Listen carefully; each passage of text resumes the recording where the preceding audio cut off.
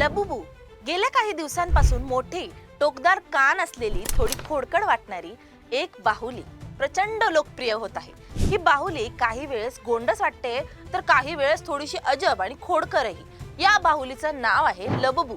लबुबू सध्या सोशल मीडियावर प्रचंड ट्रेंड मध्ये आहे।